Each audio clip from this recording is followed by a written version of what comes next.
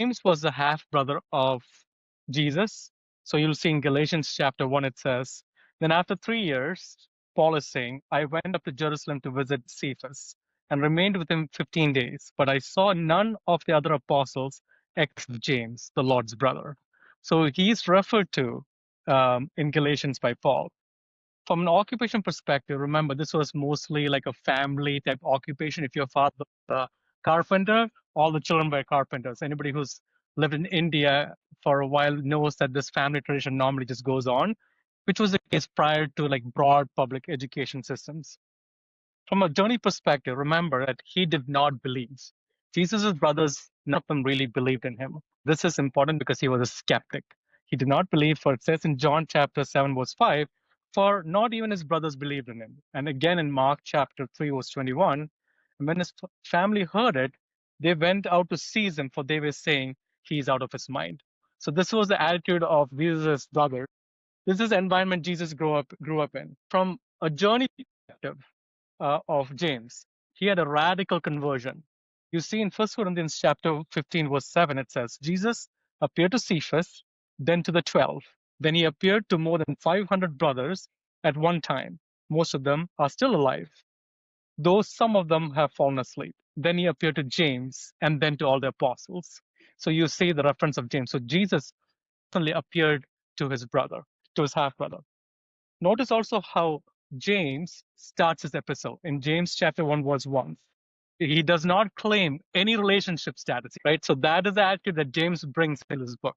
He's not claiming any relationships with Jesus. From an influence perspective, James was considered to be one of the pillars of the Jerusalem church. You will see in Galatians chapter 2, verse 9, it says, when James and Cephas, by the way, is Peter, when James and Peter and John, who seemed to be pillars, perceived the grace that was given to me, Paul, they gave the right hand of fellowship to Barnabas and me, that we should go to the Gentiles and they to the circumcised. So he was talking about how the ministry is being split, and he called James as one of the pillars alongside Peter and John of Jerusalem church. He was also the moderator, considered the moderator of the first council in Christianity. The first council was the Council of Jerusalem, and it happened around 50 AD. So you remember that when there was some strife and there were some arguments, Paul goes to the apostles and consults with them. So in Acts chapter 15, verse 13 and 19, it says, after they meaning like all the people who were gathered in the councils finished speaking,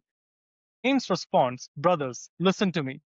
Therefore, my judgment is that we trouble those of the Gentiles. Became very prominent very quickly in the early church. Most scholars date the letter of James to about AD 45 to 40, which is even before the Council of Jerusalem, making it likely to be the first book written in the New Testament. Some church historian, like there's a guy named Hegesippus, who records James that he spent so much time interceding and praying in the temple that his knees became calloused like a camel's.